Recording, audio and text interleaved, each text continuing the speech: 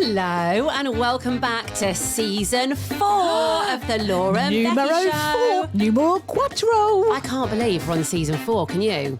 No, I had to figure it out yesterday because I did a post on Insta. I was like, is it 3 or 4? Yeah, it's actually 4. Oh, eyebrows look nice today. Cheers, love. I've just noticed them. Thank you very much, me They're darling. looking very full. They're very full today. So yeah, season 4, and we are sponsored by Ringwood Hall Hotel and Spa. They're back for another season, which is always nice. And a new sponsor, Dunston Hall Garden Centre and Bistro. Which we're very excited about, and we'll talk more about that later. Literally, just look what I've just picked out of my diary. Oh, is it a smear test? It's that time. Oh, is it every 3 years you have to have it? 3 or 5? Surely it can't be 5. That's too long, isn't it? You know people that I don't like smear tests. I could not care less. I just go in there. I mean, I do like people fiddling with me. I say that a lot. Hello. But even if I'm having, like when you have your hair washed or if I have my nails done or if I have my eyebrows waxed, any person with their fingers on me. Who was fiddling with you the other day? Who was it? And I was like, oh. Yeah, it was that, wasn't it? And you went, I love being fiddled with. Yeah, I just adore being fiddled with. Listen, smear test isn't something I really love. I wouldn't lie down and go, I enjoy people fiddling with me. Off you go. But make it last a bit longer, would you? I tell you what I did on my last smear test. Yeah. No, it wasn't my smear test. I mean, I'm talking a lot now about my vagina, which is not on the list, but we're going to go with it. When I had my coil fitting. Oh, see, this makes me go funny. I've never had this before, but it makes my stomach go funny thinking of it. So I had to have one taken out and one put in. Right, hang on, I'm going off on a tangent, but I've just thought of a really funny coil story. When I was running a half marathon with my friend Donna, we were running. She's like, I need to have my coil taken out. Oh, Donna had a coil as well, did she? Donna had a coil. Yep. Mate, 5 years overdue. Stop it. I went, Donna. And she went, I just keep forgetting. No. 5 years. Oh, so she'd had the coil in for I don't think you can have it in for 5 years. She had it in for 10 years. Isn't that really bad though? Doesn't it go? Oh, I think it just doesn't work. Wrong. But rusty? That's what I said to her. I was like, does not go rusty. I was like, Donna, that give me palpitations. This is really bad, but I don't really know what the coil looks like. Or I've never had one. Oh, mate, I'll draw you one. No, go on. It looks and like is it metal? Copper. I've got... Anyone wants to know? Mine's copper. Right. So they're like the hooks. Is it like that? There's your vajayjay. It goes I thought in. it would be like a coiled up spring. That's what I thought it would look like. And then it's got like wire string here that hangs. Yeah. Anyway. Where does the string hang? Like a tampon coming out? Well, it doesn't come out. I don't have wire just dangling out of me constantly. Have you not noticed it when we're in the spa? I have to be careful I don't go near any electrical wires. Oh, that's me coil. No, it hangs. Jesus. I've never had a coil. It hangs out of your womb, cervix. Womb? Oh, so it's right up there. Well, they have to go right up there when they... Is it painful when they put it in? They pull the strings and that goes... When it goes into a straight line, they pull it out. I don't like the thought of there being like something metal up there, you know? I don't like the thought of that. Well, I mean, it's brilliant. Have you got one in now? Yeah, I have, yeah. Can you tell? Right, yeah. Hang on. But anyway, going back to when I had to have my old one taken out and my new one put in, I almost wanted her to just hand her my phone and go, can you just... Take a picture. Yeah, just so I can look at it later. I can see your cervix and I can see the wires. I was like, I can't. And I kind of want to. How did you hear something in your garden? Were you in your garden? No, so I was just going around the house, like turning the lights off and things before going up to bed. Yeah. And I heard a noise. It sounded like something tipping over outside. And I thought, oh, what's that? And then, what was that? That was just a door from the office outside. God, Lord, Jesus. You're safe. It's 10 o'clock in the morning and it's daylight and you're with me in an office. Place. Yeah, I really don't think there's any threat to your life. So bad, aren't I? So bad. Then my outside sensor light came on. And I thought, right, there's definitely a murderer in my garden. So what I did then, I turned all the lights out so that they couldn't see me, but I could look out into the garden and see them. But I was really scared. Like the heart was going. I was, sweating on the upper lip. And that's when I messaged you and I was like, oh, mate. Anyway, the story gets weirder. As I was then looking out of, it was Lily's bedroom window into the garden, couldn't see anyone, an email pings up on my phone. Yeah. Let me see if I can find it. She screenshotted this email and she went, I'm really scared because I've just got this as well. And I read it and I was like, she has lost her tiny little mind and I'm not going over there to save her because I know she's totally safe. Oh my God. Oh, have you got it? So it popped up and it was from an Abraham Ibrim. Yeah. Now, I don't know anyone called And what did Abraham Ibrim? What did Abraham want? Was he like, hiya, Becky, just let you know, I'm just about to murder you. I'm in your back garden. Thanks, kind regards. Looking forward to hearing from you soon, Abraham. He just put, hi, F you. That's what he put. Okay, so I'm not in my right mind at this moment. Do you know what I would have loved if you'd have been at Lily's window like, oh, what's that noise? And then Abraham just like walks down your garden with their laptop, just looks up at you and presses send. But that's what I thought in my mental mind because I was all kind of like a bit nervous and on edge. I literally thought, this Abraham guy. He's emailed me. He's in my garden. He's emailed me from my garden to tell me to F myself. That's what I thought. And I literally thought, Abraham's going to break in tonight. Yeah. And I'm in bed. He's giving you a bit of warning, though. Yeah, which is nice. And some evidence. Yes. Thanks, Abraham. I mean, obviously, that was spam, right? Now that I'm here in the light of day, in my sane mind, I know that Abraham was spam. But then I did not think he was spam. Have you emailed him back since? Maybe you should just be like, hiya, Abraham. Well, thank you for that. Or should I say, hang on, Abraham, that's a little bit of a harsh email. Oi! You should be like, hey, you stop.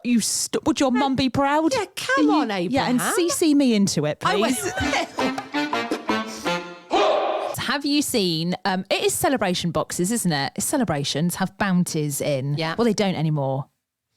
I think they do, because I bought one last week, had bounties in there. I think maybe they've stopped from now on. Maybe you should have kept that. Yeah. Like you could have sold that in 50 years' time on eBay. Mate, I sniffed them all up really quick. I snaffled them. There's none left.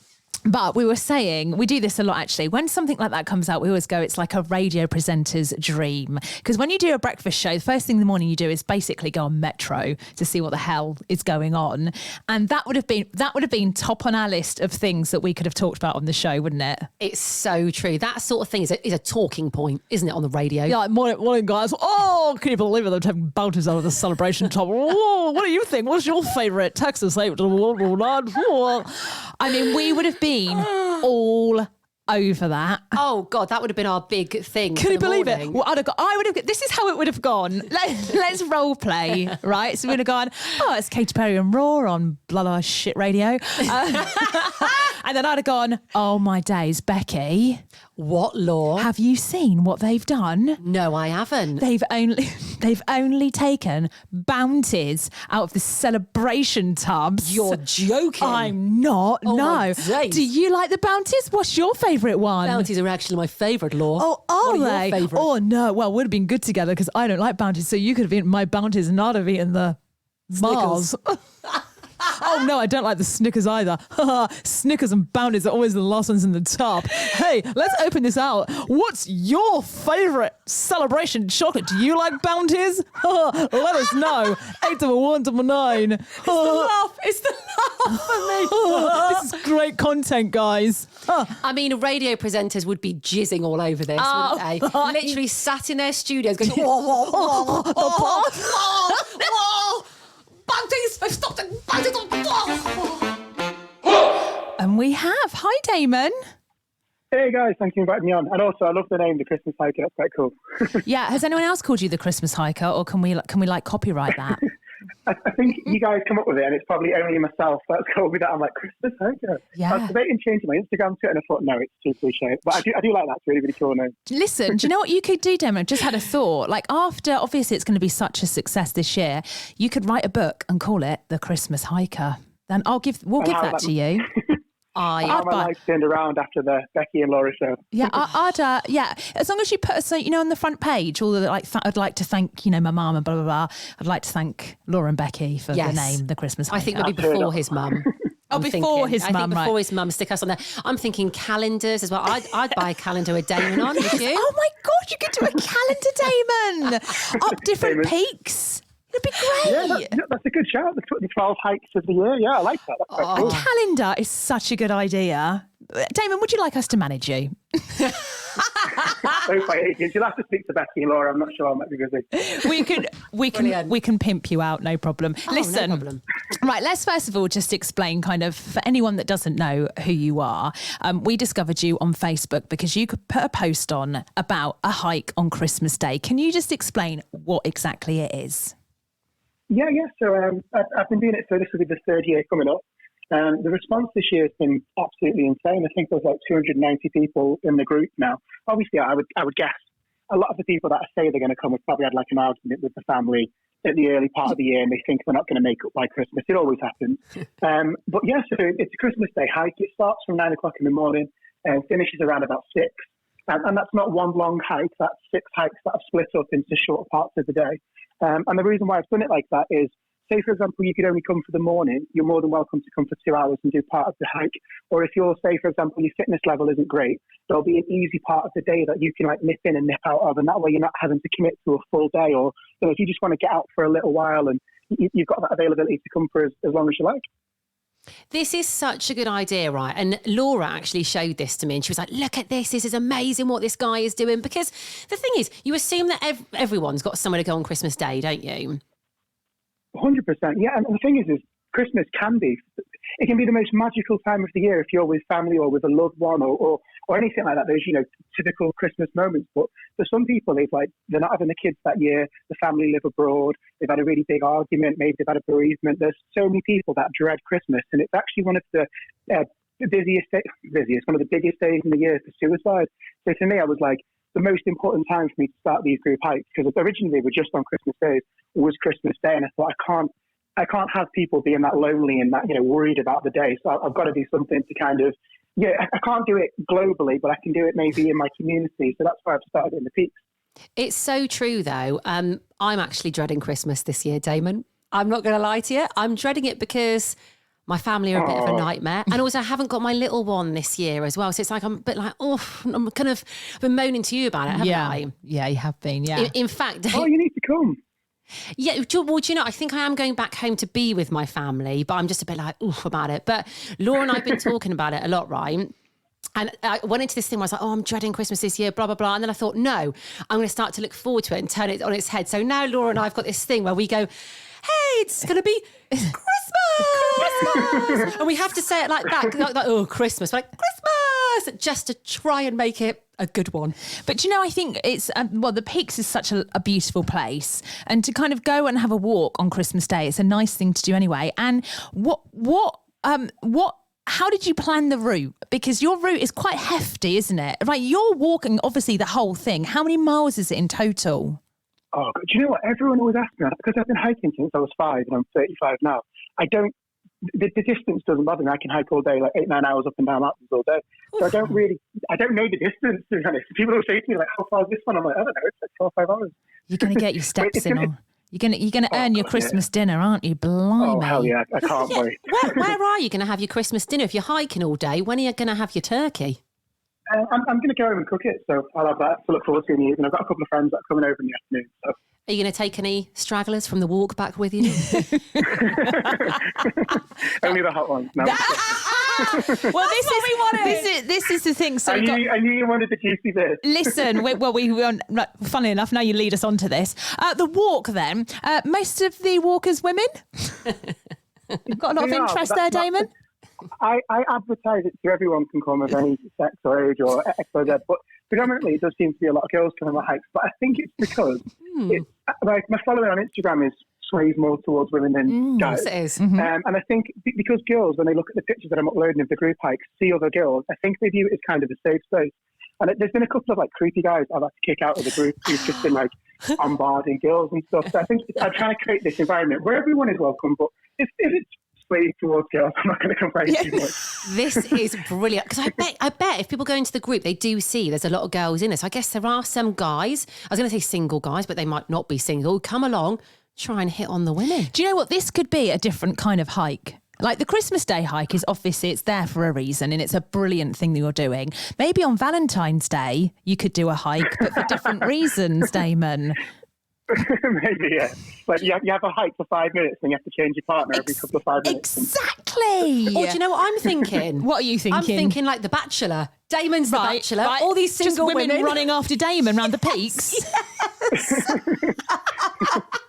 Damon just trying to escape. I'd watch that if that was a programme. Definitely. So how many people have you got joining you on Christmas Day then so far? How many do you reckon? So far, I think it's 287. I think that I've committed so far. Stop. I really don't think that many will come. I think, to be fair, I always underestimate. I always guess about 45, and it's usually about 90. So for me, I'm thinking 150 might come, but who knows? Because with the publicity it's getting, it could grow. So I'm not sure. Honestly, isn't it mental how some things just start and then just get bigger? And this isn't the first one you've done. You've done this for 2 years, haven't you?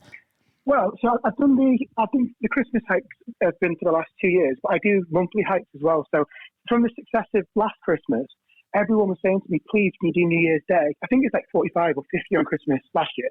And they were like, please, do New Year's Day, it'll be really great. And I thought, you know what, I don't want to start doing this every month. I'm trying to do it as like a good deed on Christmas. Yeah. And then when I did it on New Year's Day, the vibe and how happy everyone was, and there was like 75 people. And I thought, do you know what, if I can create something once a month where people that are maybe lonely after isolation, maybe want to make some new friends, can come and feel safe, and they've got something to look forward to. Because the amount of people that message me, and it gets me a bit teary sometimes when I read the messages, because I can't not do these hikes now, because people message me saying, do you know what, I've had such a horrible month, and I literally look forward to your hikes as a way of being with the group and with the gang again. And it's like, I have to do this.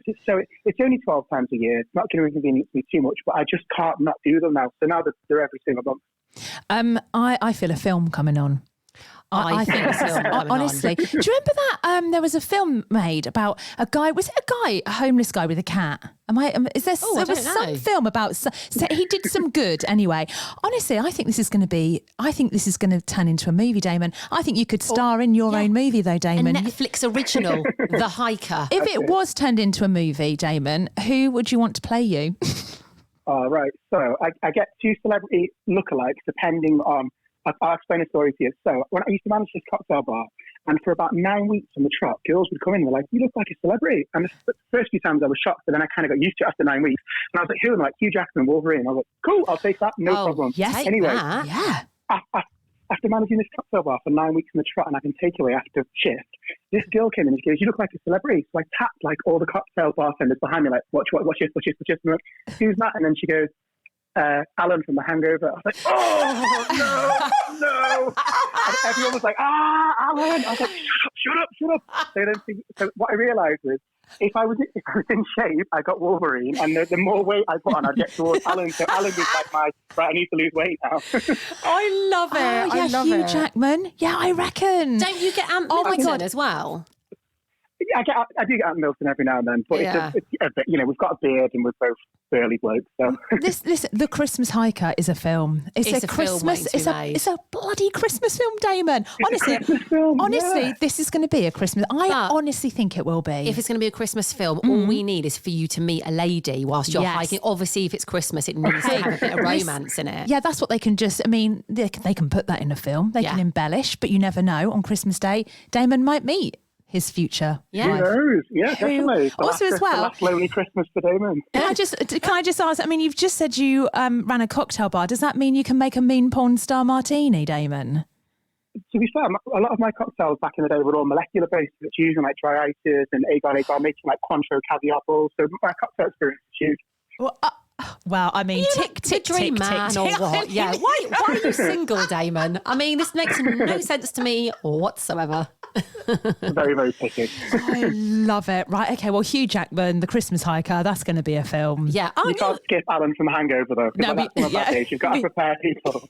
Are we allowed to talk about TV stuff? We haven't actually asked you this. Yeah. Well, they've not said I'm not allowed to, so I assume so. So what's going on then? Are you going to be on TV on Christmas Day? Yes, so originally BBC News picked up the post, and they've said would really love to see like a bit of a feature for you coming up on the roll up to Christmas to help you build up. So I'm like, oh, amazing, like proper touched by it. And then I got an email from a business account from BBC Breakfast saying we want to come and film you on the drum up to it and then come on the show on Christmas. Oh, not say come on the show, be live on the day on Christmas Day. And I'm like, this is absolutely insane. Which I'm absolutely flattered by. I made up the breakfast thing once in the morning. I wish it was before in some way because it helps raise awareness. But as I will be doing, will still kind of help towards next year. Well, so I went in, got a coffee, my favourite little coffee place, Hackney House, if you're from Derbyshire. It's so nice. Love going in there. You go in and they always have like fresh pies, don't they? Fresh quiche. Fresh quiche. I love the quiches. Especially the honey quiche. I go into Hackney House and I hello. Can we your quiches, please? Why can't we speak today? Kisses and cake. Delicious. I'm having coffee, kisses and cake. All the C's, all the keys. Should we tag them in this today? Oh my God, absolutely. Yeah, we'll tag that. That's why I mentioned them, I'm not going to lie. But I do love going there for a coffee. So we went and get a coffee and this Christmas cake. It's literally sat there. And I just thought, oh, hello, baby. Yeah. That's what I thought. Oh, yeah. You won't like this.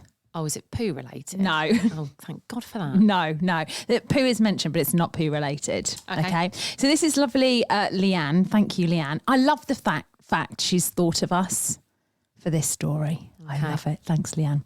Okay. She's put, mate, this is bad. Oh, excellent. Saturday, she said, I did the usual shop, having a stroll around Tesco in Claycross, minding my own business, got to the Diet Coke section. Nice big box of 24 cans, that'll do nicely. I've hurt my thumb, it's all strapped up, so I had to use my good hand to lift from the bottom, popped it into my trolley, and off I went to finish the shop. Time for the checkout. By this time, my husband had joined me, thank God. As I lifted the Diet Coke onto the belt, I saw a big blob of mud on the side of the box at the bottom. ... Or was it? Oh, no. As I got closer, it was not mud. What was it? I shouted, it's an animal. Stop! My husband lifted the box. There it was, a squashed, dead rat. Yes, a bloody rat, she Stop says. it, this can't be true. It had been squashed in between two boxes. So the blob of mud was the...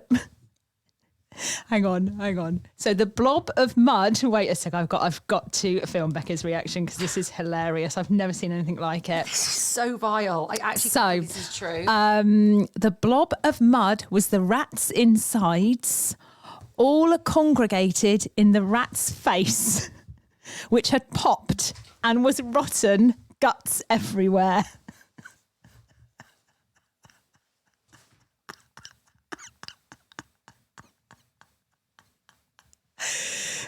Dan, the husband, lifted the box higher and the rat's tail was embedded into the bottom of the box and you could see all of the bones. Bear in mind, I lifted the box from underneath with my hand, so I'd touched the embedded tail. There was even one of the rat's paws waving at us. We gave the rat Coke. She calls it rat Coke. We gave the rat Coke to one of the staff who said, I don't want it. We did get another box. She's put, I absolutely hate rats. Cartoon rats, any form of rat. I still feel sick to my stomach even now. Think I'll stick to tap water in future and give the Diet Coke section a miss on my next shop. I wasn't prepared for that. I'll be honest. I thought I was in for a poo story. I did not think I was going to hear that much detail about a dead rat. That is, I've actually gone a bit funny. I mean, I can imagine you. I mean... Oh, the whole of Tesco and Claycross would have known about it, put it that way. How unhygienic and awful is that? But surely someone would have smelt the dead rat before and been like, what's that disgusting smell on Leanne R24? didn't. She put her hand in it. Oh, Leanne, I hope you washed your hands, love. So there we go. Some best bits from season 4. Part 2 is on the way a little bit later on in the week. And we're back on the 5th of December. We're only having a week off. We're going to be back for the run up to Christmas. If there's any Christmas shenanigans going on, any funny stories, let us know about it. Email the Laura and Becky Show at gmail.com. Thanks to our sponsors, Ringwood Hall Hotel and Spa and Dunston Garden Centre. And we'll be back on the 5th of December.